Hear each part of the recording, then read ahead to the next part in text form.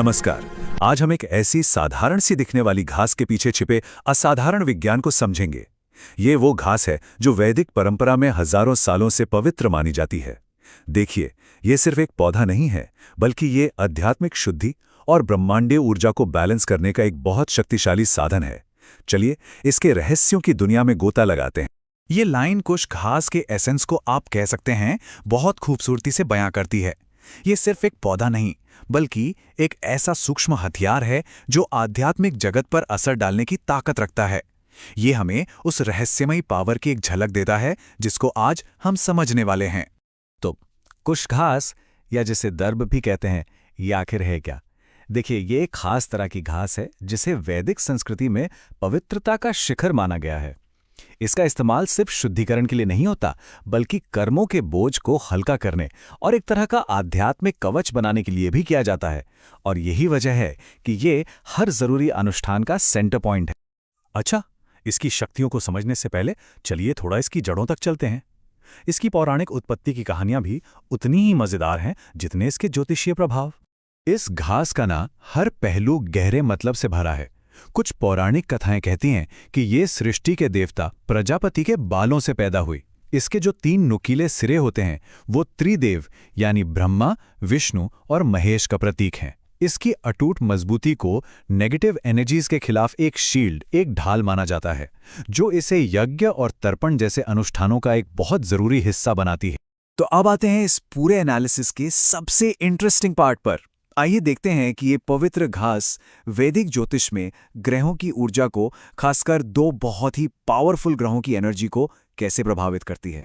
तो सबसे जरूरी बात यह है कि वैदिक ज्योतिष में कुश घास को केतु और शनि की जो चैलेंजिंग एनर्जीज होती हैं, उनको शांत करने और एक दिशा देने के लिए एक प्राइमरी टूल माना जाता है। यह सिर्फ एक पौधा नहीं है, ये एक ज्योतिषीय उपाय है। अब इसको समझने के लिए ना इन 2 ग्रहों को जानना बहुत जरूरी है।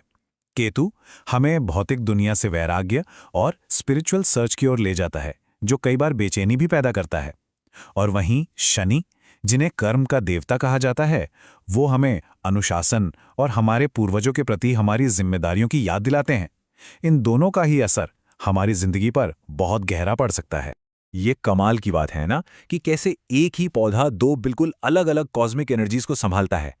केतु के प्रभाव के लिए इसकी तीखी धार कर्म की गांठों को काटती है और भ्रम को दूर करती है, और वहीं शनि के लिए ये कर्म की बेड़ियों को नरम करती है और हमारे पूर्वजों से जुड़े दोषों का भी निवारण करती है। ये सचमुच एक मल्टी डायमेंशनल स्पिरिचुअल टूल है। तो जब क्यों क्लियर हो गया है, तो अब कैसे पर आते हैं।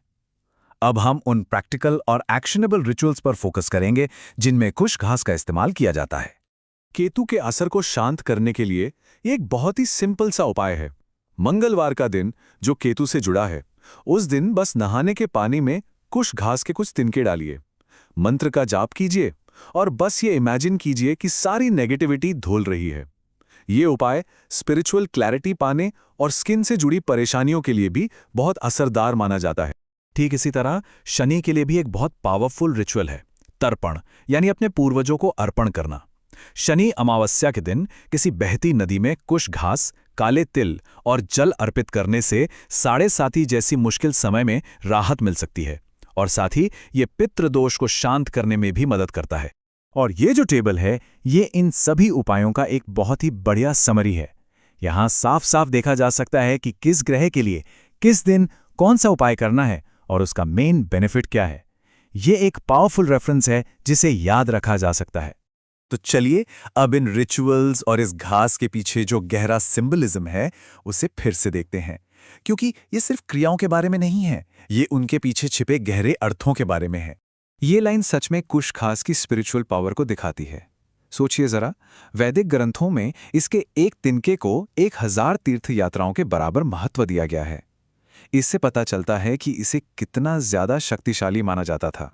यहां पर आकर ना कुश घास के फिजिकल गुण और उसके गहरे स्पिरिचुअल मीनिंग वो आपस में जुड़ जाते हैं। इसे खुद भगवान विष्णु की शक्ति का प्रतीक माना जाता है। इसकी जो शार्पनेस है वो केतु की तरह मोह माया को काटती है। जब इसे अंगूठी की तरह पहना जाता है तो ये अग्नि की पवित्रता को धारण कर लेती है, और इसकी चटाई पर ध्यान लगाना चेतना को उच्चतम स्तर तक ले जाने में मददगार माना जाता है। तो अब हम इस पूरी यात्रा के सार पर पहुंच रहे हैं। आइए इस पवित्र पौधे के अंतिम उद्देश्य और इसकी असली शक्ति को एक साथ पिरोते हैं। वाह, ये लाइन कुश घास के काम का, उसके पर्पस का सार है। इसका एक ही मकसद है, हमारे कर्मों के बोझ को काटना, ताकि हमारी आत्मा की जो असली चमक है, जो हमारा असली स्वरूप है, वो बाहर आ सके। ये आत्मशुद्धि से लेकर आत्मखोज तक का एक जरिया है। और आखिर में एक सवाल, एक सोच के साथ मैं आपको छोड़ना चाहूंगा। अगर प्रकृति में मौजूद एक साधारण सी घास में इतनी शक्ति हो सकती है कि वो ब्रह्मांडीय ऊर्जाओं को प्रभावित कर सके, तो जरा सोचिए प्रकृति में और कितने ऐसे रहस्य छिपे होंगे जिन्हें हम शायद नजरअंदाज कर रहे हैं। इस पर विचार कीजिएगा।